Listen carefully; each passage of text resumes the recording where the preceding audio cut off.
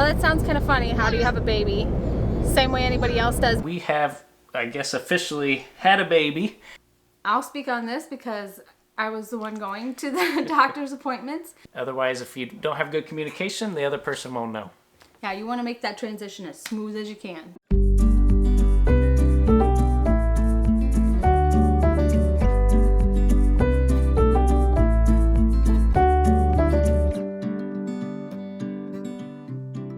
Today we're going to be talking about how to have a baby as travelers. I know that sounds kind of funny. How do you have a baby? Same way anybody else does, but there is a lot of logistics that goes into how to start a family as a traveler, especially if you want to try to keep traveling. So we're going to review some of that today. How do you have a baby as a traveler? And when we say traveler, we're kind of meaning a travel therapist. That's what Megan and I do. We're both travel physical therapists, and we have, I guess, officially had a baby as travelers, which is kind of crazy because we were really worried and had all these questions when we were going through it and before it. Right, so we were on contract way far away from home when we found out that we were pregnant, and as soon as we found out we were pregnant, a whole flood of new questions came to our mind. All of them around, how are we going to do this? Where are we going to be? Because you've got all the normal questions of how to be a parent, and then you add in not living at home permanently. That adds a whole layer of complexity.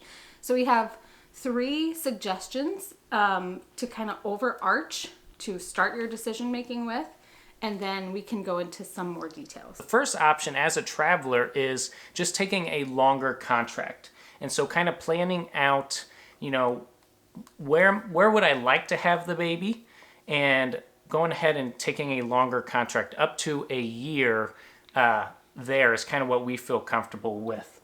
Anything over a year, then you need to really consider your tax home. That might be changing, and so you just got to be careful with that. But a year is usually okay for people. Right. So you've got the option of finding one place that you want to be to deliver the baby and taking a long contract there up to 12 months to still be considered a traveler. Another option is to just go permanent for a little bit. You do have that option as a traveler. There are always permanent jobs. And so that could be something you can negotiate. That could be back at home. That could be somewhere else. But you could negotiate maybe a year and a half or 2 if you feel like you need more than that year-long timeline. For us, what felt most comfortable to us, we didn't really want to go permanent. We were afraid that we might get stuck somewhere, and we wanted to be by our family when we had Reagan. And so our family is in our tax home. So what we decided to do was we wanted to be back about 6 months before the due date. That felt most comfortable for us, and we'll talk later on kind of doctor's appointments. That seemed to line up best. So we wanted to be 6 months before the birth, be at home during the birth, and then felt like we needed to at least give ourselves 6 months after the birth. That's why we kind of give a year as a typical timeline. Right. Now that can change depending on your baby, depending on how comfortable you feel. So kind of build in your own timeline. So what we decided to do is we moved actually back to our tax home, and we took travel contracts in our tax home. Yep. So that meant even if we did go over that 12 months of being at that one job, our tax home was not going to move. It was going to stay in the same place, and it was actually going to fortify our tax home. So we were not able to get the same tax-free income benefits because we were in our tax home, but we were able to be on a temporary contract. So we weren't saying to a company that we were going to verbally or written agree to be there for a certain amount of time. So it still gave us flexibility. Flexibility, yeah. And we'll probably need to do a whole video on how to be a traveler in your tax home. But essentially the basics were that all of our money that we earned was taxed, but we still kept the structure of travel where we would take contracts every 3 months, and then we would just renew every 3 months. And so we got home and we just kind of quote unquote kicked the can down the road for the amount of time that we needed. Every 3 months we would reevaluate and say, hey, are we thinking about traveling starting up travel again or not. So that might be something you would be comfortable with, or even a lot of places will want you to sign on for 6 months. And so if you feel comfortable doing that, that might be a good opportunity to kind of lock in some security. Right. So to review, the 3 options are go permanent for a little bit, be a traveler in an area, whether that's home or somewhere else, for up to 12 months, more than 12 months if you're home in your tax home. And then the third option is what we did. We completed our contract out of state, and then we just made sure we were back home at least 6 months before the birth. That means you'll be back home in your second trimester, and that kind of gets into our next topic of how to handle doctor's appointments. I'll speak on this because I was the one going to the doctor's appointments. But what we did is we established care at a new place while we were on contract just to get in our first visit. Really, in your first trimester, you're not going to have very many doctor's visits. And so I only had one to confirm the pregnancy. And then I spoke with my OBGYN office back at home to see if they would pick up my care once I was back. So they kind of talked with me and they said, yes, of course, you're already an established patient. If you weren't, though, they prefer that you start getting into their office at least in that second trimester. Especially the third, you want to be somewhere established because you're having a lot more visits. They're trying to plan for your delivery. They want to make sure you know where to go. They want to watch to see if there's any high risk things they need to be monitoring. So I would suggest getting to your end destination within your second trimester and established with the facility that's going to deliver your child. That's usually when visits pick up too. So like Megan said, not very many visits the first trimester, but second trimester and of course the third trimester. In that third trimester, they started wanting to see us and do an ultrasound. It was almost weekly that they were either seeing us or we were doing an ultrasound. So they kind of pick up towards the end, which makes a lot of sense. The last thing on that is just be informed. So make sure you ask questions. When they ask you what dates they want to see you, ask why. And usually everyone's been very nice and very flexible, and they will kind of let you know on, nope, this isn't a flexible date. And so yeah. Just kind of be informed, and you're in control of your birth and how you want it to go. Yeah, there may be different visits where in one visit they're going to do this one thing, and the next visit they'll do a second thing. You could always just ask and see, can we combine those things to make your visits a little less often, especially if you're in the middle of traveling to a new place. So just try to be as informed as you can. But those are some general rules of thumb. Get to your final place within your second trimester and established with your OBGYN. A third major question that everybody has, or everybody should have, is insurance. What to do about insurance when you are wanting to become pregnant.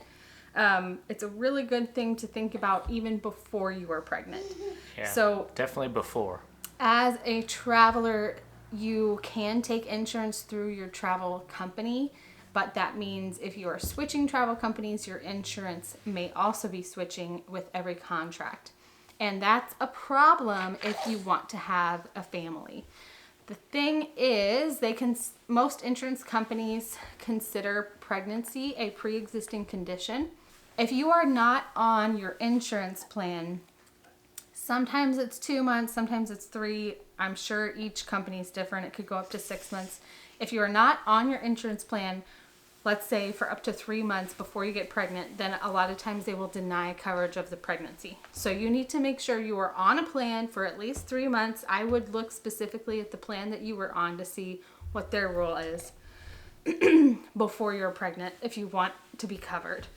So we definitely thought about this because we were switching to a health share so that we didn't have to switch our insurance at every single contract.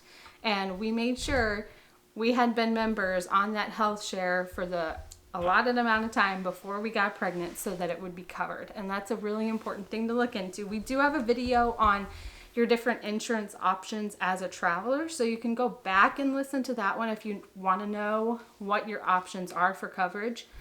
but I would just say this is a special caveat that you need to make sure you look into. Our next topic, which it feels weird for me to be opening this, but it's motherly urges as you're pregnant. And the reason why I'm opening this is because one I noticed of Megan was that she, at 6 months before the birth, she really had the urge to nest. So like get everything set up. Where were we going to bring the baby back to? She wanted to make sure that was all set. She wanted to make sure that was all set up. She really wanted to kind of nest. Yeah. So I would say your wheels as a mom definitely start turning probably maybe earlier than the dad's. Ryan too, he always like has a realization moment like right as the thing is happening. For some reason the realization moment doesn't happen like in preparation, it's like right when it's happening. So when I was pregnant, my wheels started turning on. I really want somewhere stable and safe and planned to take this baby back to. I don't want to be thinking about those questions while I'm in the middle of trying to figure out how to be a mom to a newborn. And so it was really helpful to know where we were going to be and have a place to prepare at. Yeah. And I would say that's the biggest thing. Yeah, she wanted stability. So definitely consider what you're feeling, what urges you might have in that moment, and communicate that well to your partner, because it's real important. Otherwise, if you don't have good communication, the other person won't know.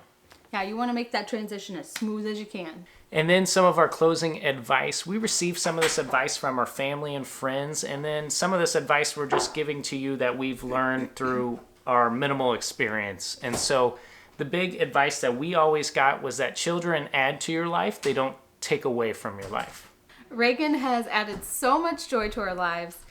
And we are firm believers that children are blessings. So they really do add, they do not take away, even as travelers. And it can be tempting to think that, because it can be tempting to think is...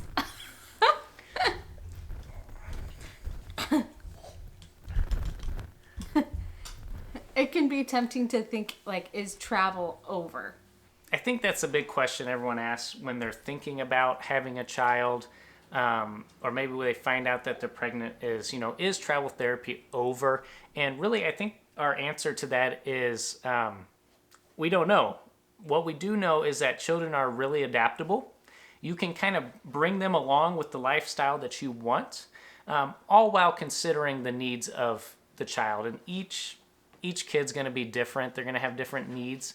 But what is nice, and we always say this about travel, even in other situations, but it counts here too with having kids, is that it's very, very flexible. And so it's living life 3-month chunks at a time. And so you can reevaluate what are the needs of my child every 3 months and then adapt. And so maybe that looks like what we're doing right now. And yeah, we can travel and she comes with us and adventures with us and her needs are being met.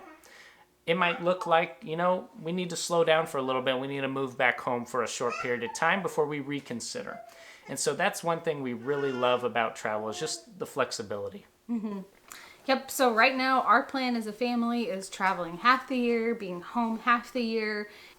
And like Ryan said, we can always pivot and change our plans. And sometimes that's scary, the amount of flexibility that you have, but we view it as a pro, definitely. To have that much flexibility is a blessing. So I hope that was helpful if you are thinking about starting your family, or if you have a family but you've always wanted to try travel. We're really new at this. We are evaluating it every single day and seeing if it works.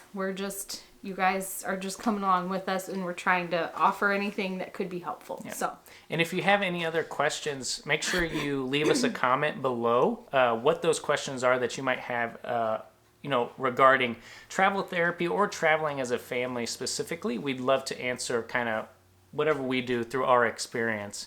So make sure you comment below. Also, make sure you hit that like button and consider subscribing. That really helps our channel grow so we can keep making awesome travel therapy content for you guys. But other than that, until next time, see ya.